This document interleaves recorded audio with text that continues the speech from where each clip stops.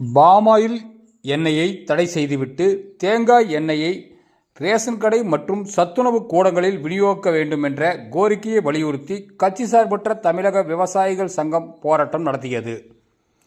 கட்சி சார்பற்ற தமிழக விவசாயிகள் சங்கம் மற்றும் ஏர்முனை இளைஞரணி சார்பில் 100 ரேஷன் கடைகளில் 100 நாள் தொடர் போராட்டம் என்கிற போராட்டத்தில் 95வது நாளான இன்று அவிநாசியை அடுத்த பெருமாநல்லூர் ரேஷன் கடைக்கு முன்பு ஒன்றிய தலைவர் கொண்டசாமி தலைமையில் ஆர்ப்பாட்டம் நடைபெற்றது.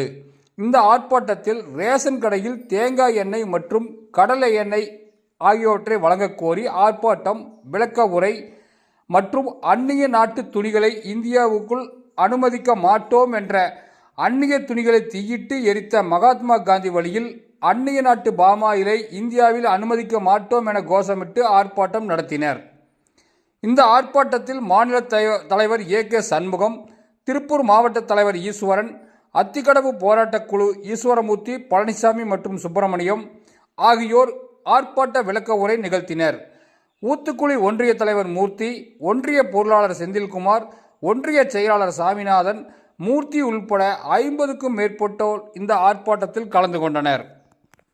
ஒவ்வொரு வருஷமும் பல லட்சம் கோடி நம்ம மதிப்புள்ள பாமாயில் எண்ணெய் வெளிநாட்டிலிருந்து இறக்குமதி பண்ணுறோம். இதில் அந்த நாட்டு விவசாயிகளுக்கு லாபமே தவிர நம்ம உள்ளூர் விவசாயிகள் உற்பத்தி பண்ணக்கூடிய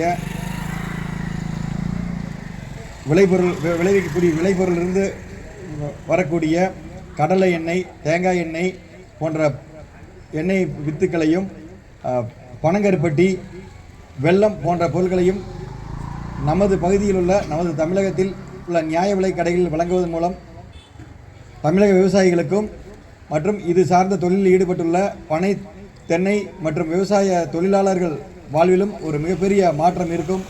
எண்ணெயை கொடுக்க முடியுமா என்று கேட்டால் 240 ரூபாய்க்கு பாமாயிலை இறக்குமதி செய்து இன்றைக்கு நம்முடைய ரேஷன் கடைகளிலே